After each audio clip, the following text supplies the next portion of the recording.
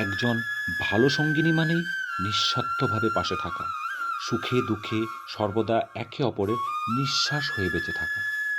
সময় আর সমুদ্র স্রোত কখনো আটকে থাকে না, কারো জন্য অপেক্ষা করে না। আজকে যার ভালো সময় চলছে, হয়তো তার একদিন খারাপ সময় আসতেই পারে, কিন্তু আজকে তোমার খারাপ সময় যাচ্ছে, বিশ্বাস করো, ধৈর্য ধরো, তোমার ভালো সময় অবশ্যই আসবে। হাল ছেড়ো না। আজকে তোমার সময় খারাপ চলছে, তুমি খুব কষ্ট করছো, তুমি খুব কষ্টে আছো, কিন্তু তোমার স্বামীর হাত ছেড়ো না। তার সেবা যত্ন করে যাও। অনেক ভাগ্য করে এমন একটা স্বামী পেয়েছো, আর নিখিল তোমাকে অনেক ভাগ্য করে স্ত্রী রূপে পেয়েছে।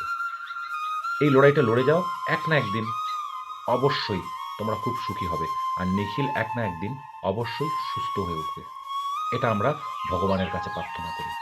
ছোটবেলায় আমি একটা পালা গান দেখেছি, বেহুলা লক্ষিন্দর।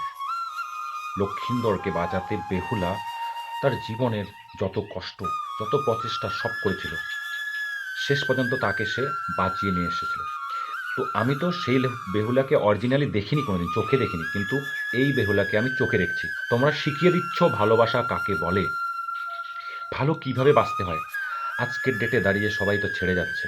কেউ 6 মাসে ছেড়ে যাচ্ছে, কেউ 3 মাসে ছেড়ে যাচ্ছে, কেউ 3 বছর পর ছেড়ে যাচ্ছে, কেউ আবার দুটো বাচ্চার মা হয়ে ছেড়ে যাচ্ছে। এই ছেড়ে যাওয়ার যুগে আজকে তুমি যে নিখিলের পাশে, তোমার স্বামীর পাশে প্রত্যক্ষভাবে পরোক্ষভাবে দাঁড়িয়ে আছো, তার জন্য তোমাকে প্রণাম।